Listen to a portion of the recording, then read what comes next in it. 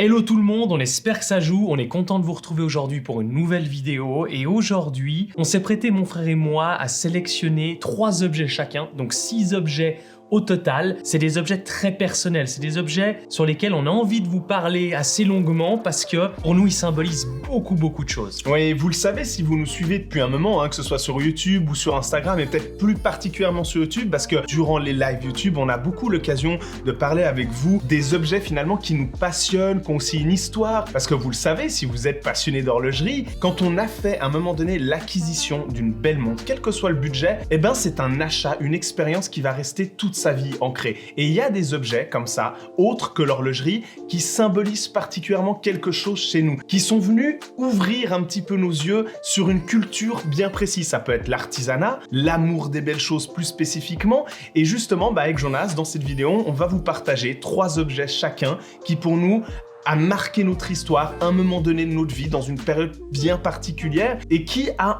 un petit peu fait de nous ce qu'on est aujourd'hui. Et n'hésitez pas, surtout tout au long de cette vidéo, de vous poser la question pour vous-même et jouer le jeu, écrivez-le dans le commentaire. On se réjouit de voir si vous avez un objet et surtout autre chose qu'une montre, parce que c'est aussi ça qui nous intéresse aujourd'hui. Alors, vous imaginez forcément que dans les 3 objets que Jonas a choisis et que j'ai choisis, il y a forcément une montre dans ces 3 objets. Et je pense que le meilleur moyen de commencer, c'est de parler de ma dernière acquisition en termes de vêtements, c'est un jeans. Donc c'est un jeans selvage brut. Pour tous ceux qui connaissent le jeans, la manière de faire le selvage finalement, c'est une manière assez ancienne, c'est récupérer des vieilles machines pour faire les jeans actuels. Alors, encore une fois, allez sur Internet, allez sur Google pour avoir vraiment un maximum, surtout que vous verrez beaucoup d'articles sur le jean selvage, mais c'est vrai que c'est une manière de faire le jeans, de faire en fait la toile denim, donc du coton denim, qui est revenu en force ces 20 dernières années via justement des entreprises, des marques qui ont remis en fait au goût du jour les toiles denim telles qu'elles étaient faites dans les années 50 par Lewis. Et vous avez un jeans qui va vieillir, qui va patiner, qui va avoir des détails et des finitions qui vont être simplement incroyables. Et justement, en parlant de ça, il y a tout juste un mois, j'ai eu l'occasion d'acheter ce jean chez Lucas, donc chez Recall Clothing à Genève. Vous commencez à bien connaître sa boutique. Et grâce au conseil de Lucas, au conseil de mon frère aussi, qui est très passionné là-dedans, j'ai sauté le pas d'acheter un 2e jean selvage parce que j'en avais déjà un avant. Mais pour moi, c'est justement un objet très important parce qu'il symbolise justement l'envie de sortir un petit peu des sentiers battus et l'envie de mettre quelque chose qui finalement n'est pas très confortable. Parce que pour ceux qui connaissent le jean selvage brut, quand on le met la première fois et les 2 semaines qui suivent, c'est assez inconfortable, c'est assez difficile à mettre. Mais par contre, quelque chose qu'on sait, c'est que le jeans va se faire à soi. Et ça va vraiment être pas n'importe quel jeans, quoi. Ça va vraiment être une matière qui va vivre avec soi, qui va vieillir avec soi. Pour moi, ça symbolise vraiment l'envie d'acheter des vêtements autrement, d'acheter peu, d'acheter moins, mais de très bonne qualité qui va durer dans le temps. Donc voilà pourquoi j'avais envie de vous parler de ce jeans Iron Earth. On va en rester là pour ce qui est du jean selvage parce que sinon on va consacrer la vidéo entièrement à ça. Et justement, c'est mon tour maintenant de vous présenter mon premier objet.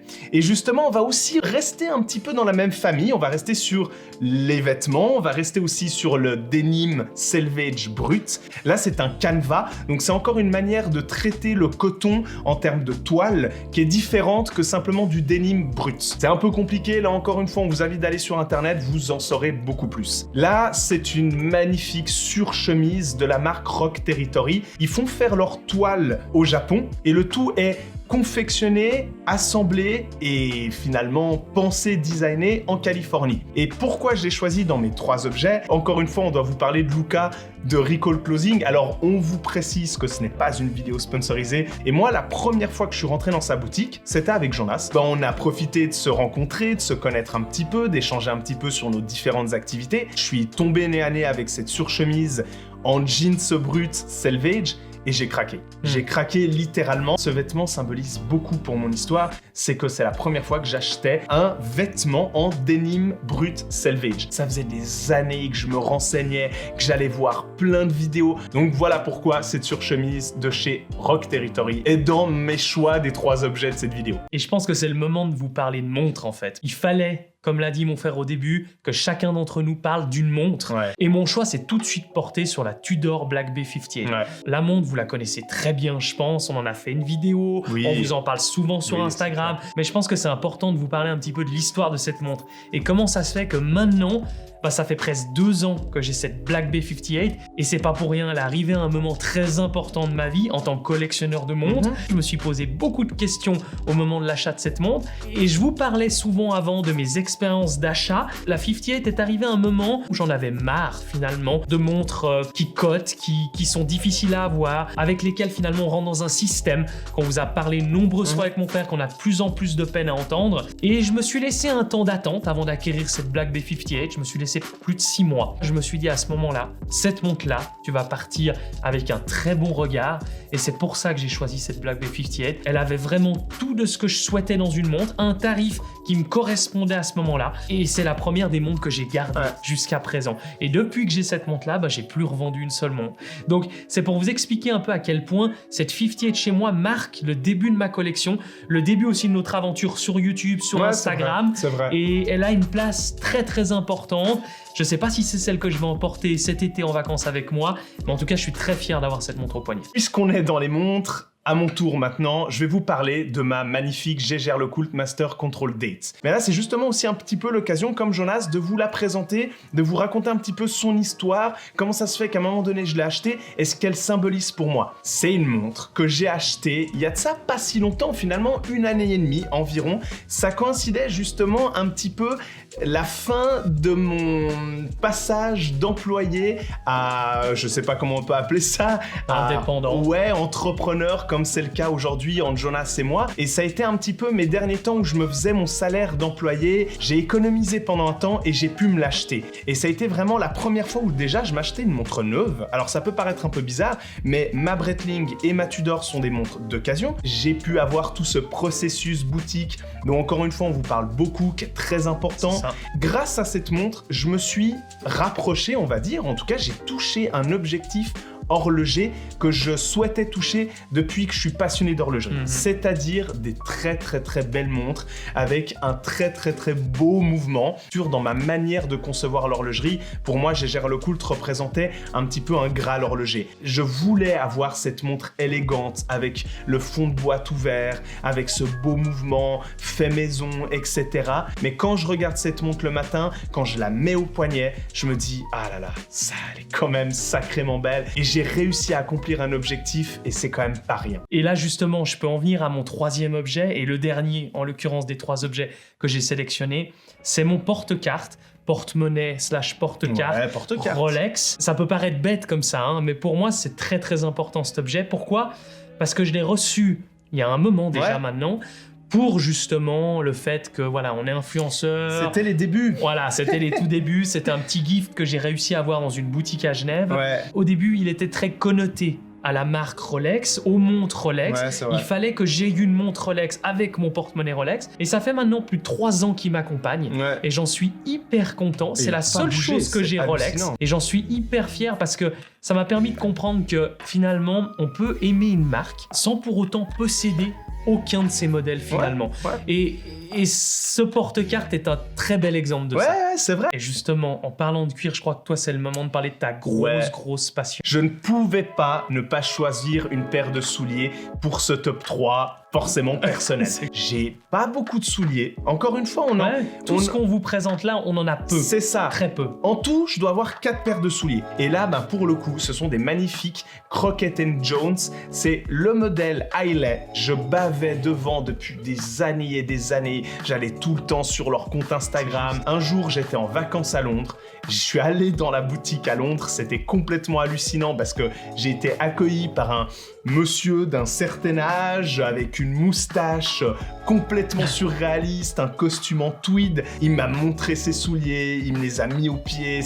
J'étais dans le bain. Je suis reparti avec. Et je dirais que personnellement, entre l'horlogerie et les souliers, il n'y a pas meilleur objet qui peuvent caractériser et symboliser justement cette passion qu'on peut avoir pour un objet qu'on peut mettre le matin sur soi et qui, nous embarque toute la journée et donc sera fier de le porter. Ne serait-ce que pour soi, encore une fois. On est conscient que les objets qu'on vous a présentés jusqu'à présent, mon frère et moi, sont pour la plupart des objets très onéreux, mais ça fait partie de la philosophie de cet objet, puisque finalement, c'est un peu tout le résumé de cette vidéo. On a envie de vous parler d'artisanat, on a envie de vous parler de belles choses, on a envie de vous parler de choses que dans 10 ans, quand on les regardera, on sera toujours aussi fiers que le premier jour où on les a achetés, qui va marquer notre mémoire. Et finalement, faire ce qu'on est maintenant, bah c'est grâce à ça, c'est grâce à ces objets. On a acheté ces objets et ça nous a ouvert les yeux. Et de pourquoi finalement on préfère consommer mieux, moins, mais mieux, clairement. Chips.